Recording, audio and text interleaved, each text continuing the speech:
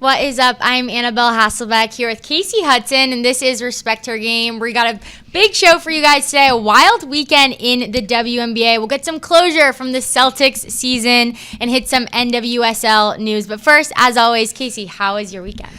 It was a really good weekend. I think this was my first real Boston feeling weekend. I spent Friday night at Fenway. That's a huge statement. It is. It's a big one. I sound the alarms to the family back home. I was like, okay, never coming back. But yeah, I spent Friday evening at Fenway, and it was really cool. Unfortunate loss, but it was really cool because they launched their Green Monster City Connect jerseys. So got to meet a lot of the local other media local people, if I'll get that sentence correct. But yeah, other Bostonians, and had a Fenway Frank. Yum. You know, so I checked off a lot of the things that are on the list of must do's, and then got a chance to just catch up with some friends on Saturday and kind of chill after that. But good. Yeah, I know you've been everywhere. We're seeing you post. I was like, okay, she's on Respect Her Game today. That's what we're doing. But you have seemed like you've been at Fenway a ton. So I have to ask you, just from the Fenway experience, obviously winning the game is number one, right? True. That's the priority. But from other than that, the experience at Fenway, what's your most favorite part? Oh my gosh, I don't want it to come off biased, but I think it was really cool to experience the Green Monster. Even not being from here, that's probably something that I've heard and people have referenced to the most when they talk about the Red Sox and Fenway and outside of the food conversation. So it was cool because the experience that we had with the jersey reveal, we got to go sit in the Green Monster and watch the rest of the game. And I'm just up there and everyone's kind of chattering and stuff like that. And I'm just You're locked this in. Is sick. Yeah, I was like, this is wild. The breeze was flowing. I'm sitting there eating my food. And then there were some really fun and good moments, granular moments for the Red Sox. Jaren Duran has just been on a heater as of late. But it was just cool to be up there and be like, wow, these are the things that you hear about. And now I'm sitting in it and experiencing it. Yeah. So that was really cool. That's so awesome. I've never gotten to sit the Green Monster, but like you said, a lot of people I've just always thought about it, and it's always been a thing. My grandparents had a Green Monster wall at their house growing up, so it's so if anybody popular. wants to take me to a Red Sox game and wants to sit the Green Monster, it's on my bucket list. We'll do it. I think we should do it for a Respect Her Game perspective. Yes, we could do a whole show there. Yeah, we totally could. In the middle of catching a home lunch run. on the Green Monster. It'd be kind of something like that. Yeah, but I'm not the only one running around. What were you up to this weekend? What was I up to this typically weekend? We're used to getting a message that's Annabelle is flying back into town right now. Well, I just came from my sister's graduation. I got to see her walk the stage, and I was getting ready. I was like, the show, I got to get to the show. There you go. And they were getting down to H, and I made it. I got to see her walk the stage, and it was just a cool moment for me because I was in that graduation was this Mallory? A year ago. Yes, my sister Mallory. I didn't realize that she was graduating. Well, this is the craziest part. She just graduated, but literally has practiced in a half hour. Yeah, that part's wild. BC is playing in the Final Four at Gillette Stadium, which is so fun. So I'm gearing up for that and getting ready for that. But yeah, BC graduation, I had to be back there. You're the best big sister. Not a student this time. My sisters would be giving me so much grief. They'd be there. I mean, we're that close knit family that just likes to give each other so much slack, knowing what the answer already is. The answer is yes, but we're gonna gas ourselves out to complain about it on the way to yes. Listen, I tried to catch her on the Eagle Walk before they walk into the procession, and I was sweating. I think I covered all aspects of that campus. Yep. A nice little run. Nice little run. Good warm up, but a good warm up too for a huge weekend in the WNBA that we had. So let's just get into it. It was a very eventful opening weekend, and everybody saw for the first time the Golden State Valkyries. They debuted against LA Sparks, just falling short 84-67 at Chase Center in San Fran. And really, the game was really close the majority of the time. After each quarter, I checked the score, and the Valkyries were only down by 3 points. And then you get to the fourth quarter, and then that's when the stretch happens.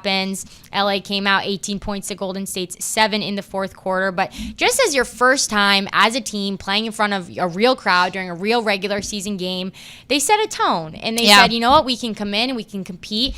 And now they just got to stay hot in the fourth quarter. Oh my gosh, yeah. And I think good point to say, when you've got a new team getting into the mix, sometimes there's that safety net, right? The expectation levels aren't particularly all that high. You get a good expansion draft. You get all these things, these these perks that should set you up in like a really good position, but still, you don't know what to expect. You know, it takes time to get chemistry and flow and see where everything lies top to bottom, from the front office to the gals on the court. And I think that they came out really exciting. I mean, the first quarter alone, they kind of showed a capability of having a little bit of a lead. And while you're typically talking about Kelsey Plum heading into this matchup because, you know, new uniform and how's that going to pan out with the Sparks, it was really cool to see how much the conversation just gravitated towards the Valkyries and just like, ooh, that's what you're hearing through a lot of the broadcasts. And it was all for Golden State. So I think it's really cool because it's just going to line up to the fact of like they're going to be a team worth watching. And then also hopefully it means that they just need to make a few little minor tweaks here and there, and it'll be an easy flow moving forward. Something else to point out that the broadcast kind of mentioned, like while they're a team that could probably give more push and pull than being acknowledged for, they don't really have size, they don't really have height on their side right now. That's where they'll get edged out by a couple of teams, and that's where you saw some plays throughout this matchup where they were kind of getting muscled out of certain moments and whatnot, but they've got some injuries on the board and they're waiting some people to return, and who knows when they will and what that'll change. Yeah, and it's exciting to have a new team be competitive, right? Yeah. Because I think something that's just tough as like a fan base too is to have your new team and to be like, all right, here we go. It's like kind of holding their hand, like already thinking about who else could we get, right? But like that's just not the case with this team, which is super exciting and fun. And what I did love is how after the game, the whole crowd stood up, gave them a standing ovation, and just really like welcomed them, even though they lost, right? They were like, hey, like so cool that we get to be here and cheer you guys on. And so I love that. But there was one big problem for the Valkyries, and it was turnovers, okay? Yeah. This was a little bit, there was too much excitement going on and probably not enough ball security, and all 9 of Valkyries players who checked into the game had at least 1 turnover. That's so this wild. is everybody. And I think the good thing about that is that it's easier to correct, right? Because you can come to practice as the head coach, you can kind of nip it in the bud and be like, this is a focus for the whole team, not just one specific player. But here's what Natalie Nakase said after the game on the turnovers. Yeah, I mean, I have to give them a little bit of grace, right, with the type of environment that we had. Would I take that every single time, every game? Yes, 100%. I want a sold-out crowd, but a lot of them is the first time to start, and the first time to have heavy minutes. First time I'm drawing ATOs for them and getting used to what direction they want, the timing and everything. So I'm good with the turnovers, because I know intentionally they're not trying to turn the ball over.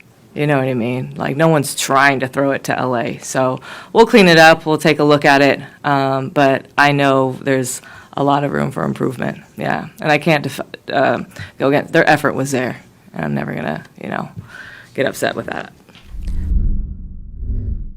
Have I heard a head coach say they're not trying to turn the ball over? When I heard this, I was like, we got to play this because we're probably never going to hear this again. But just the grace I appreciate, but also like there's an intensity level too. There is like knowing that it's wrong. Mm-hmm. That's not what she wants her team to be made out of, but also understanding the circumstance.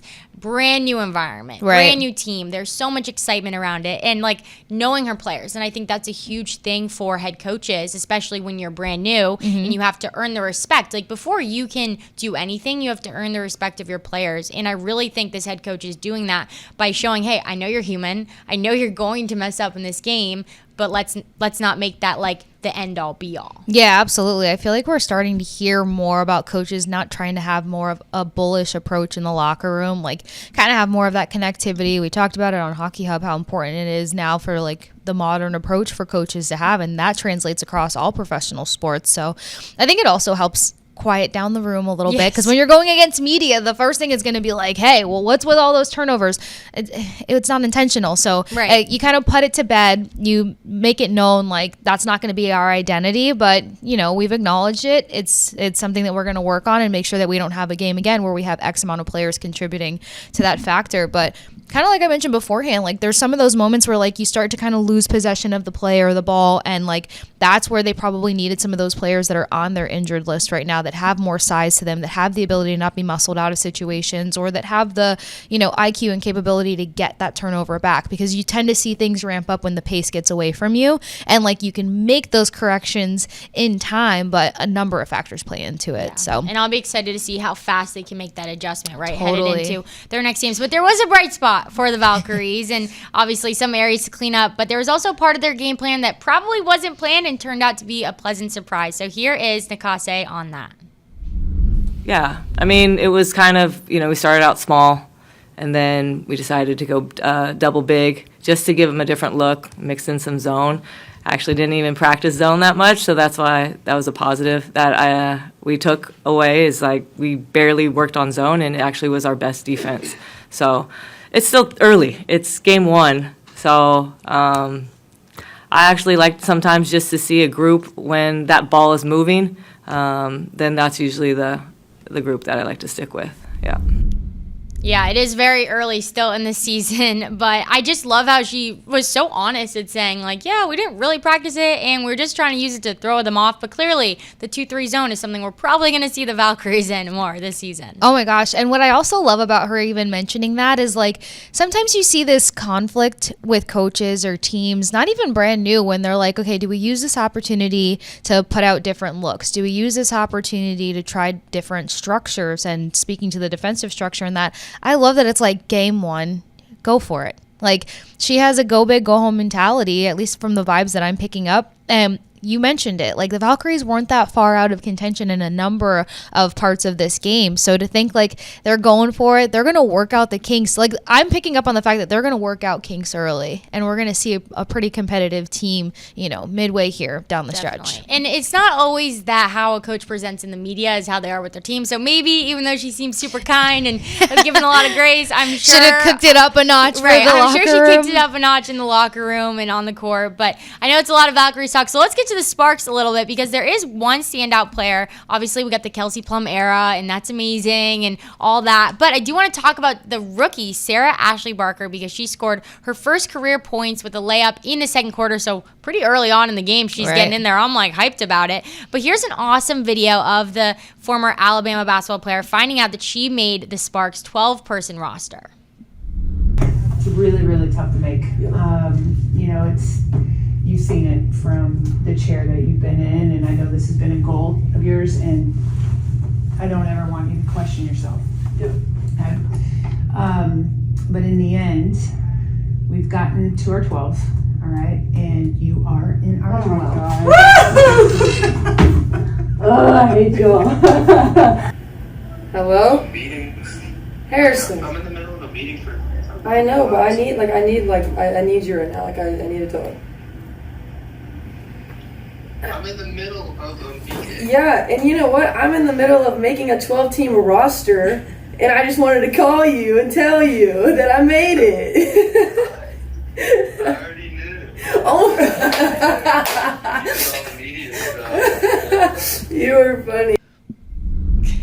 I just wanted to call you and tell you that I love it. That Did was he say so I sweet. already knew at the end of that? I was like, that was so something my brother would Oh my say. gosh. See, I tell you, siblings, they're there for a reason, though.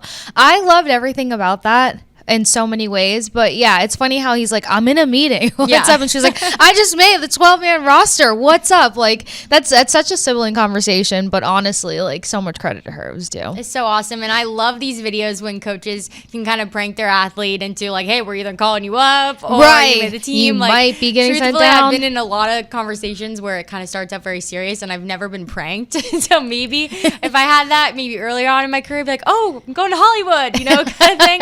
But I love those videos, and I really think it's got to be so hard for the head coach to hold it together. Like, I would fail. I would fail at it. Be so bad. Yeah. It would be Things we know we're good at, things we know we're bad at. Annabelle and I both do not have a no poker face. No. That is not the thing at all. And But my face tells you everything.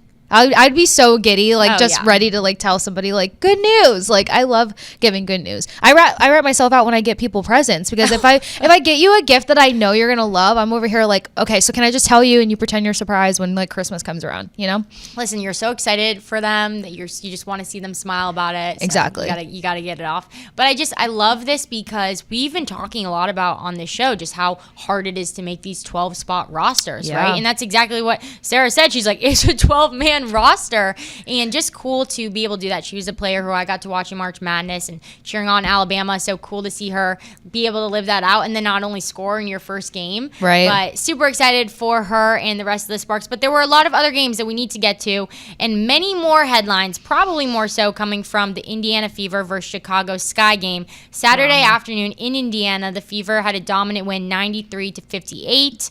Dave Portnoy was there in a full Caitlin Clark fit, a lot of other notable things. But the big moment was, and really what went viral, was over the weekend, the flagrant foul from Clark onto Sky's Angel Reese at the end of the third quarter. Chicago Sky were down 14 points. Reese was going up for really an uncontested layup before Clark jumped in. So we'll get you both of the players' perspectives on this foul. Here's Reese and Clark on the foul. Caitlin and Aaliyah, can you kind of go through the little issue there, what happened when you got the flagrant, Aaliyah, you got a technical. What kind of happened there? AB got the tech? I know. Wait, what? I got the tech? I didn't know that. Oh, well, first of all, no! I know. Let's not make it anything that it's not. It was just a good play on the basketball. I'm not sure what the refs saw to upgrade it, and that's up to their discretion after watching the initial whatever happened during the play and then whatever happened after.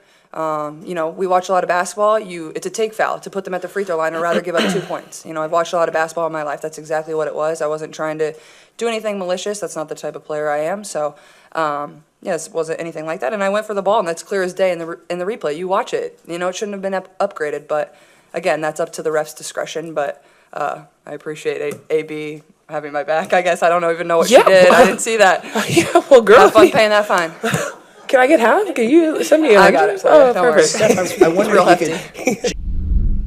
Clark calling Aaliyah Boston AB when I first heard that. I was like, AB, she can say my name. What are you talking about? But call out to kind you. of wild. And Angel Reese also said after that, she said, basketball play, refs got it right, move on. And so 2 very different, obviously, descriptions of the play, very understandable for both, right? Like not as much explanation needed on either side, but kind of a wild situation. And it really blew up all over the internet. When I was watching, I was like, oh, that was, intense moment just because of the way that Reese reacted really to it. And obviously fouls happen a lot, but then it got heated and then Aaliyah Boston's coming in and then they both got tech. So a lot went down, but when you just look at the situation, what initially jumps out at you?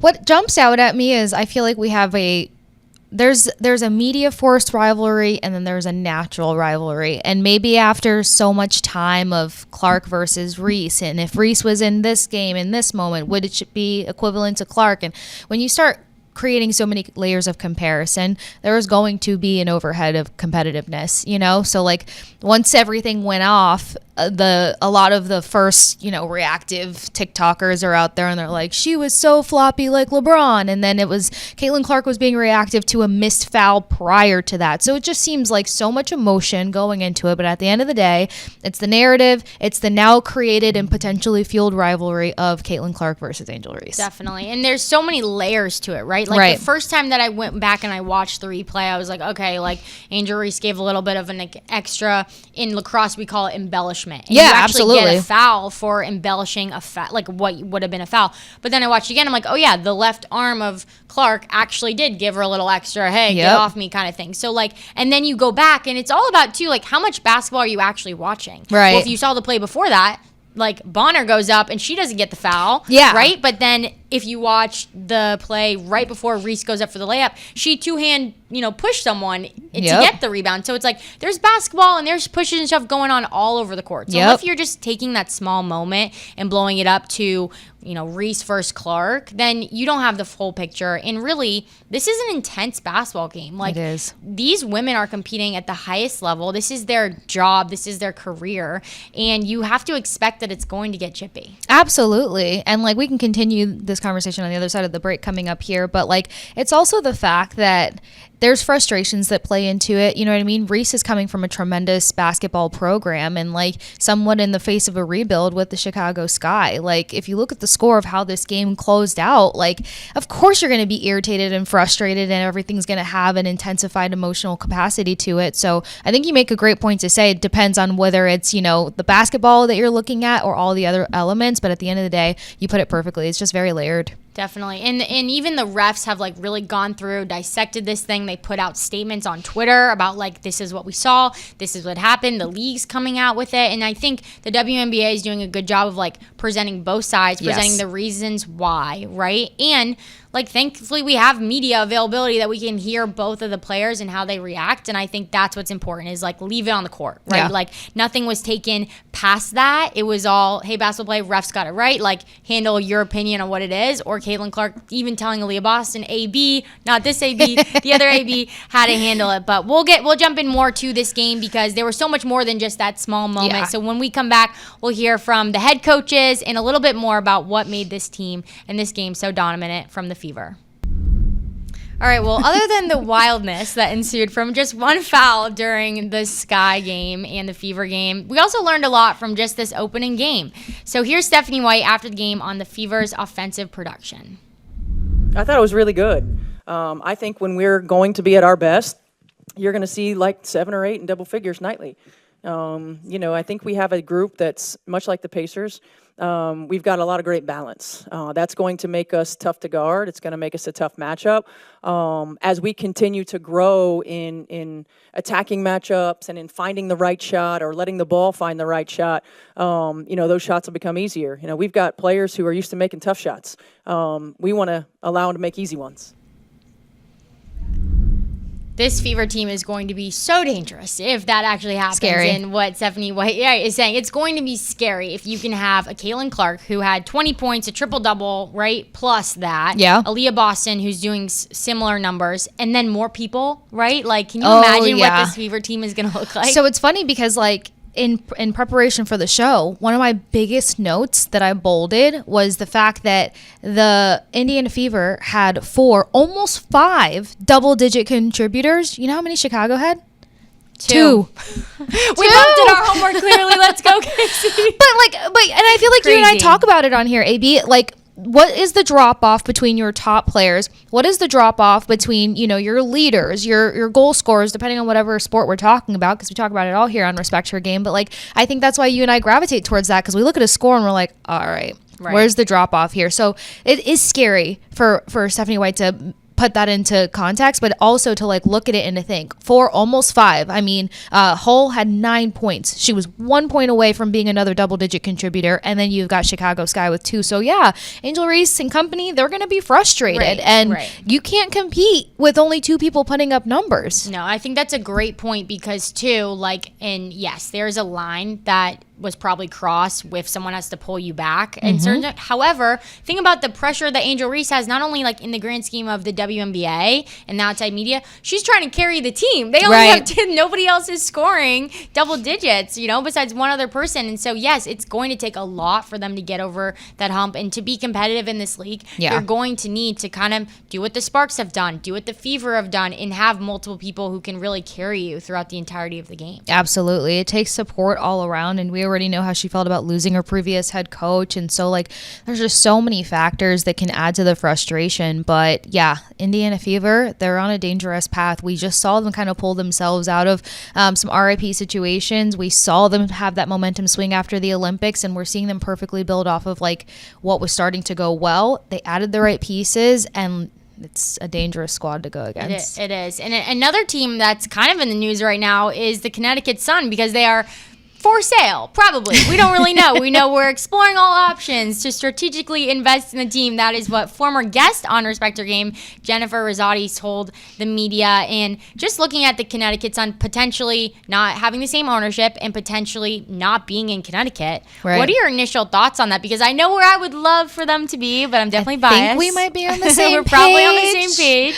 Do you want to say it on the count of 3? 3, 2, 3, 2, 1. 1, 2, 3. Boston. Yes, they belong in Boston. Just go ahead and ship them up north. We're north of Connecticut, right? Yeah. Okay, we're not going to test Kasey on geography. Nobody's that. Again, I know our strengths and I know my weaknesses. But yeah, if we get an opportunity to have a WNBA team here, we've actually had a chance to catch up with Michael Carter-Williams. I believe I'm saying his name correctly. Yes. And he hopped on. Boston has entered the chat with me and George Bellecci, and him and his mom are looking to be investors in the WNBA. And they made a great case to say why a team belonged here in Boston. So considering that there's already pockets that think that this is a great venture, an investment, and a team is looking to sell not too far away, it just makes sense. Why not add a WNBA team to one of the best sports cities in the nation? 100%. And a team that we know is in Boston, and a basketball team is the Boston Celtics. And unfortunately, we weren't able to have a happy conversation about the Celtics today. We're going to get our closure because the Celtics lost in Game 6 in New York, which I absolutely hate saying because I know I went to Boston College. There's a lot of New Yorkers, a lot of New Jersey, people from New Jersey, and so there's a lot of Knicks fans, obviously. Yeah. And so just watching Game 6 and feeling that, what stuck out to you from that loss? Oh my gosh.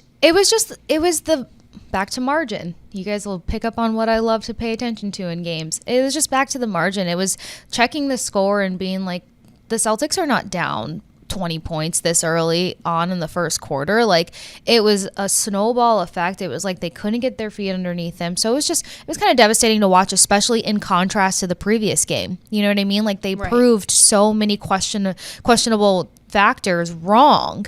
They silenced a lot of doubters in a sense, just to kind of turn around and have like a contrasting performance. I thought it would be much closer if and when, the inevitable loss was to potentially play out. Definitely. I think that contrast, right, coming from a Game 5 when it was like Tatum goes down, right, the whole city is around you. It's like we're fighting for our guy. There was so much energy around it. It felt like Boston sports. Like, yes. if I could sum it up, like if Boston sports was an adjective, like that's what it would be. That's what Game 5 felt like. In Game 6 was just totally the opposite. There was just no juice. It almost felt like when Jaylen Brown fouled out in the third quarter, you're like, what? Like, what? Did that just happen? Like, It's not even the fourth quarter yet. And we just lost basically our best guy, right, on the court. And so I think for me, that is what really stood out. It was that contrast. Game 5 to Game 6 didn't feel like the same team. Didn't have that. We're fighting for a lost fighting for our lives, right? In fighting for your lives in that sense. So definitely a bummer. Definitely didn't feel like a reality in this sense, because too, I think when your star goes down, it was kind of a shock. Yeah. Like Tatum really wasn't out for a serious season-ending injury since he's gotten here. Mm-hmm. We haven't felt that as a fan base, and so I think if anything, it was just like,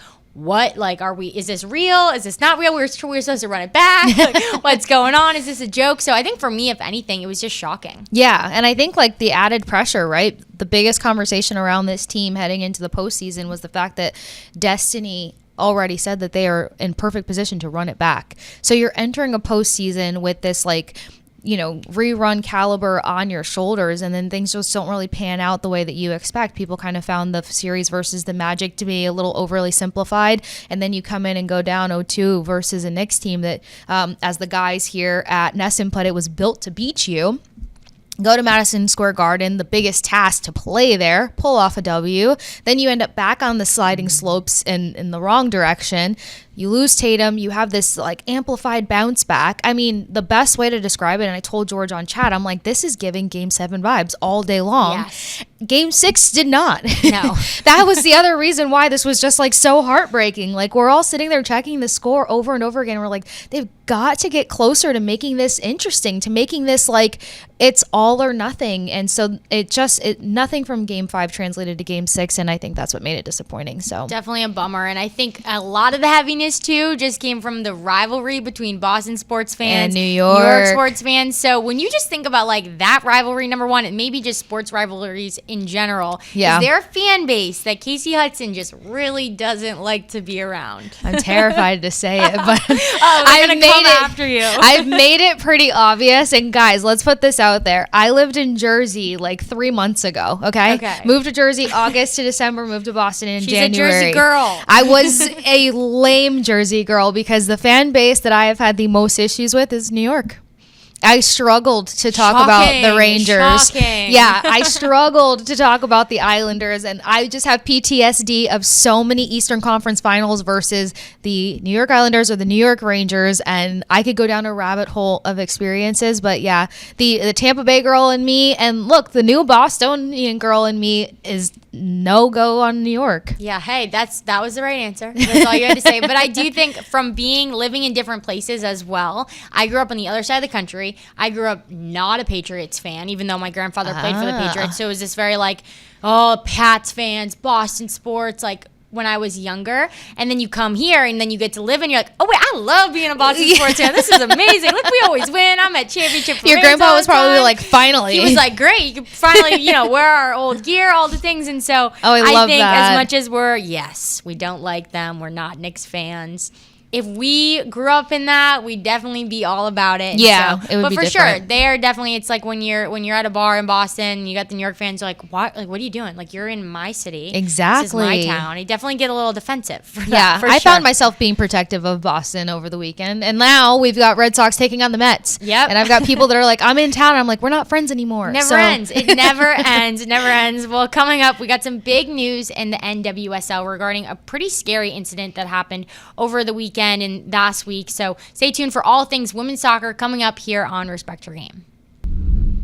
All right, well, there was a scary moment in the NWSL that has quickly called for immediate change. On Friday, May 9th, Angel City FC played the Utah Royals, and Angel City's Savvy King, 20-year-old defender, last year's number 2 overall draft pick, collapsed with just 15 minutes left in the game. There were 9 medics attending her. They were administering CPR. She was treated for about 10 minutes before taken to the hospital. So scary, carted off, and doctors later discovered a heart abnormality and performed surgery on the defender on Tuesday. So this was just highly emotional, so scary, something that you never want to see in sports. And really, I think for me, my first experience with anything like that was watching Damar Hamlin during the NFL season go down and have that really, terrifying moment. But what's great with the plus side about this is that Savvy King is okay. She is recovering, and that the NWSL and the Players Association really took matters very quickly and made some changes. And so here's what the NWSL Players Association said following the game. This is their official statement. They said,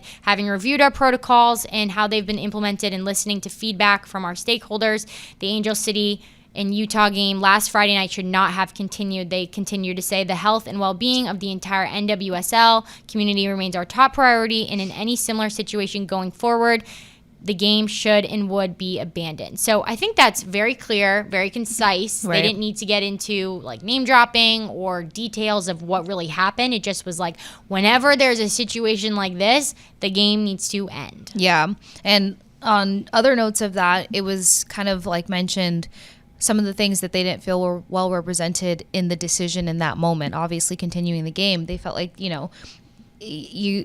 you're lacking the human approach to things. Because imagine if that had gone on a bit longer, or if the result was heavier, or, say that ended up being a worst case scenario, and you're just moving along with a game. You're not emphasizing having sound judgment. You're not emphasizing, that you care about the humans more than the game. And there's ways to piece these games and these moments back together with everyone's head on their shoulders, and, the emotional layers not being so heavy at the moment. So I'm proud of the fast reaction to all of this. I'm proud of the fast response. And now, as you said, there's a clear, concise message, which means there's a clear direction forward.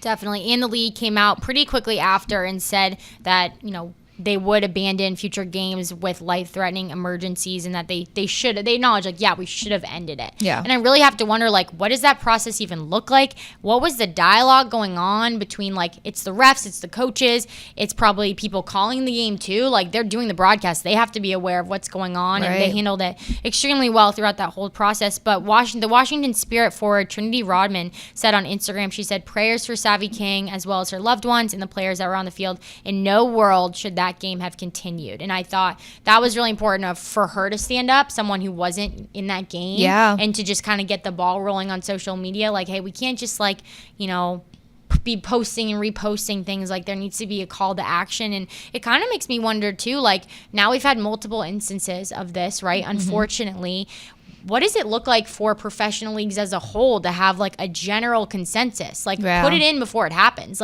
If there is a life-threatening situation on the field, on the court, on the ice, done. If there's a situation where there's CPR being administered, someone is, seriously struggling for their life, let's have that in the confines, in the protocol of the league. Yeah, absolutely. Because realistically, when you're on a team with someone, and this just as well from, your time as a college athlete, you're a family, So we have that that switch that's like, we still have a job to do, but it feels so empty to sit there and watch something so terrifying happen and be like, we've got a job to do. Yeah. So it's just like you're pulling on an emotional weight that shouldn't even be tested for the players on the field. And I can only imagine how heavy that kind of felt for them. Like watching Savvy go down, seeing how long they had to work on her. Like that's where my emotions really would have kind of overtaken me. And then to be like, now I got to bring myself back into a headspace to play a game where like the reality is like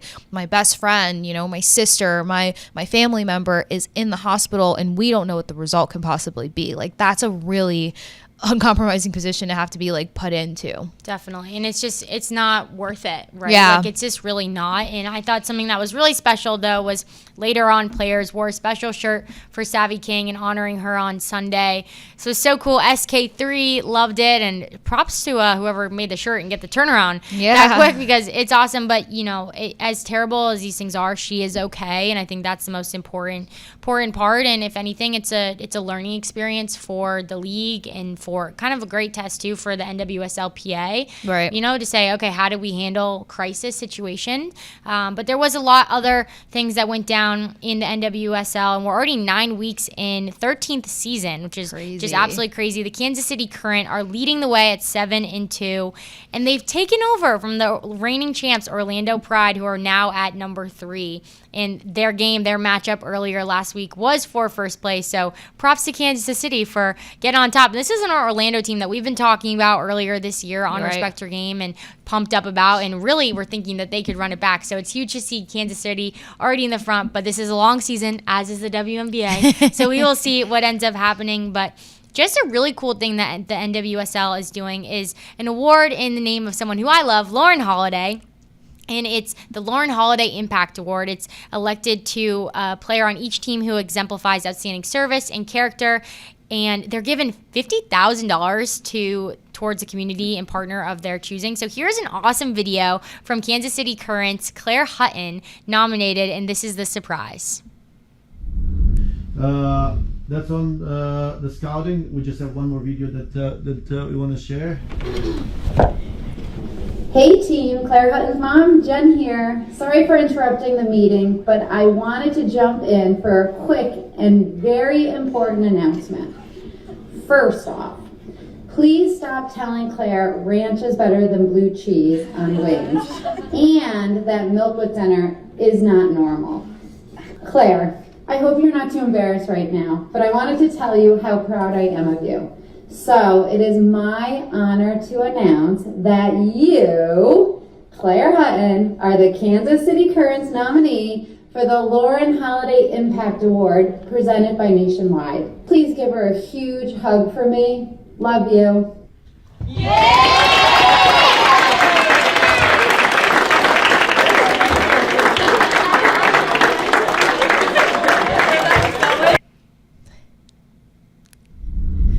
I just love the surprise videos. I If know. you can see the trend with me, I just love these things. They warm my heart. I think it's so cute. But what did you think about this? I thought it was so cute. Sorry if I embarrassed you. My whole team, like you probably know this too. Like my friends are obsessed with my mom. Like the minute my mom enters a conversation, I do not exist. It's Norv. It's her stage. It's her spotlight. So I love having her mom involved. I love the surprise of it. Like, and the funny part too is like Claire kind of perked up when she first saw her, kind of like, What's going on? Right, Am I mic'd up secretly? Exactly. Like, where is this going? And then it ends up being something as phenomenal as, you know, being a nominee for such an outstanding award. But I love that. Okay, not to have an ADD moment, but ranch or blue cheese? Because Ooh, neither. her mom, Honestly, neither. I Okay, don't because really her mom eat seemed either. adamant on like stop telling her ranch and blue cheese. You know what? I'm open to it all. But actually, no, I'm not open to it all. I am not open to it all. You're not getting me to eat blue cheese. I don't care what it is. So no, maybe ranch. I probably have had ranch a ton. I just don't know it. Okay. Like in different dressings. So low key on the ranch, Low-key and on then the ranch. and a hard no to the blue cheese. Yes, Okay, gotcha. definitely. Well, Yeah. aside from that, what did you make of the surprise? No, I loved it. And I thought what was really cool is that she she's only 19. Like, this Isn't is a that young wild? player, and so I think that's just so cool to show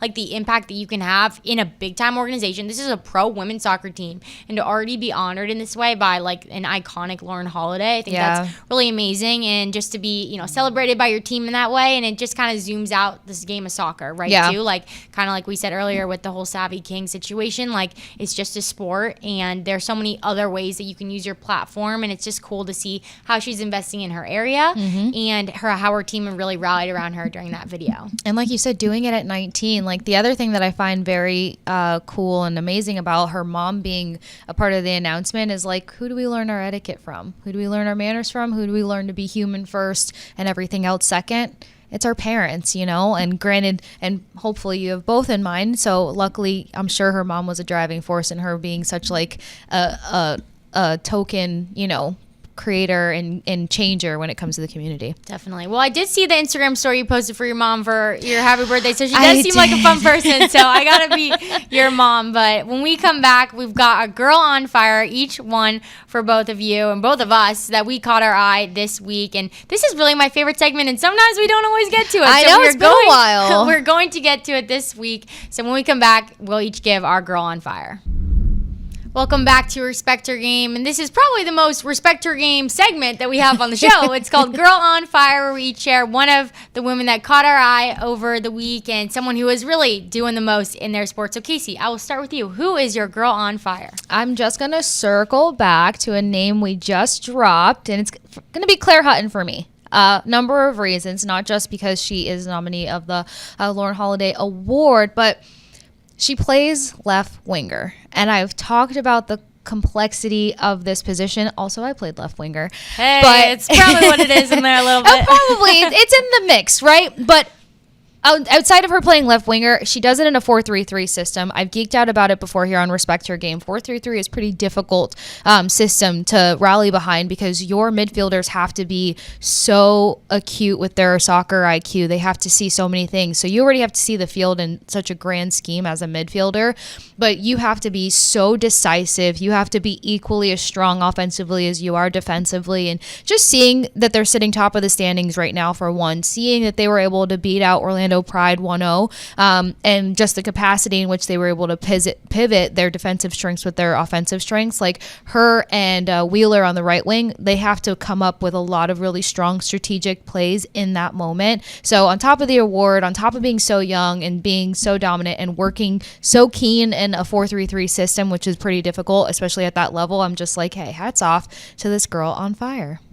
Claire Hutton got a lot of airtime on Respect Your Game today. Let's go in. Kansas City, like their team too, like you mentioned, just beat Orlando Pride. Like I'm excited to see how much and how far they can take this momentum. It's really exciting. But I love Claire Hutton. We're cheering you on, and just doing the most on the court, on the field, and off the field. Yeah, is really impressive, because when you are playing at the highest level and you're trying to beat the number one and you're trying to be number one, sometimes those like off the field things can fall in community service, and that's just not the case with Claire Hutton. So very cool. We're cheering you on, Claire Hutton. But my girl on fire is Kelsey Plum, 37 points in her season opener, most by a Sparks player in their debut, and most by any WNBA player in a season opener, which is just amazing too. Like coming and saying, hey, I'm coming to town. This is what I'm going to do. This is what I came to do, is to come and dominate. And shout out to the LA Sparks head coach, Lynn Roberts, for her first WNBA career win. So just an exciting time for the Sparks. And listen, they don't even have Cameron Brink yet. Like that's what I'm thinking too. It's like, oh my gosh, they don't even have her. And to think too that the Sparks had a ton of points in the paint, and then you're going to add Brink in. Like, just imagine the domination that is going to come from that. But I also have another girl on fire, and this is basically the entire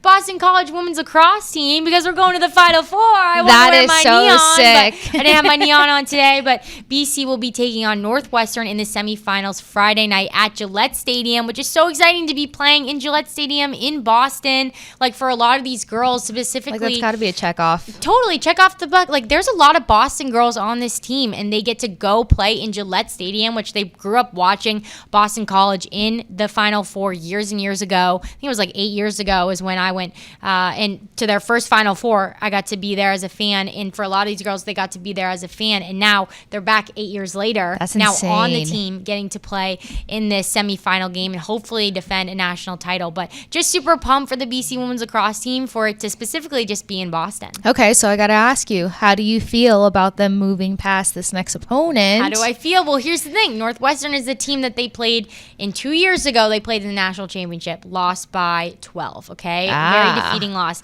Last year, we're able to beat the Cats by 1. So this is a huge rivalry. This is a big matchup because a lot of the Northwestern girls are also from Massachusetts. Wow. Right? So it's cool for them as well on the backside. But this has been a rivalry for years and years and years. My club coaches were from Massachusetts, playing in Boston, but went to Northwestern. That's the case for a lot of these girls at Mass Elite.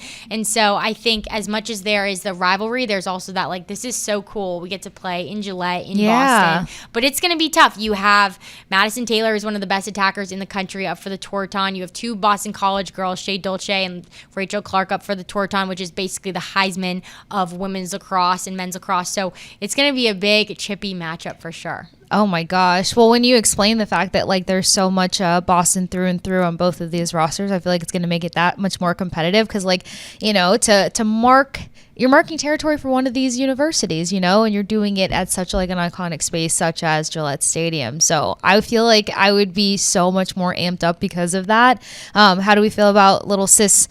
We are so excited for little sis. You got graduation, just going to practice, 30 minutes later, but they're locked in. I mean, they are really locked in. They didn't do any of the senior week activities because they were living in a hotel. That's something BC Lacrosse does really well is they, it stinks. Sacrifice. Yes, it's sacrifice. You can't get to do the normal senior week, but like you're trying to win a national championship, right? So there's sacrifices that you make, things that you have to do differently. And so I'm excited. This is a senior class who has their head down and ready to grind, and they know what it's like to win. They have one of the best players in the country in their senior class in Rachel Clark. She is just incredible, has some of the fastest shots I've ever seen. When I go up to defend her, I think I'm playing great defense. I'm like, how did that go in? You already shot the ball? By. Yeah, it's absolutely crazy. But I'm excited. We got a lot of Boston College alumni coming in. So people are just texting, do we do a party bus? What are we going to do before? How many people are going to be there? Oh my God, so much fun. Do you fun. have a neon outfit? I'm trying to get a really awesome outfit too, but like I don't know if it's going to come in time. So it'll be TBD on that. Did you trust Amazon with this? Do I trust Amazon with this? I don't know, but I'm going to have to get you some BC Lacrosse neon. Yes. It's a playoff color, and really what it is to be able to, in a big stadium like Gillette, it was the first year that head coach Acacia Walker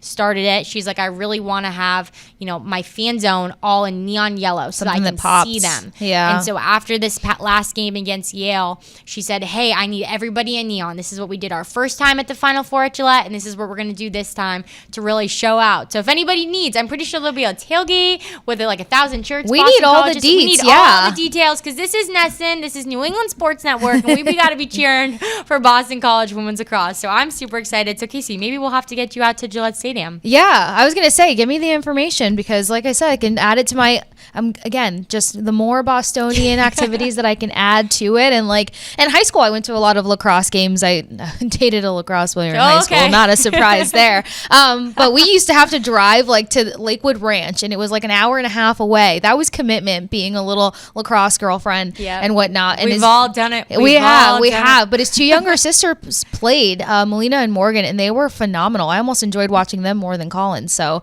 awesome. definitely here to rally behind Boston College and their success. And little sis, look, your sister was a boss on this podcast, telling us how dialed in they are, how focused they are. The sacrifice doesn't surprise me because she said it. We have our own focus. We come together as a team. We spend that night together, just talking, playing games, rallying each other up, and then dialing back in. So definitely. And I love it. It's the little things too. Like you go to graduation, you want to get dolled up, but like these girls are wearing sneakers. Right. And they're wearing, I can't have achy feet for practice in a half hour because I got to go run and do sprints, right? So like they're they're wearing their sneakers, they're being comfy, they're putting their legs up. They, usually seniors at Boston College, they stay up all night and they like pull an all-nighter and they wake up for graduation and you're just absolutely dead.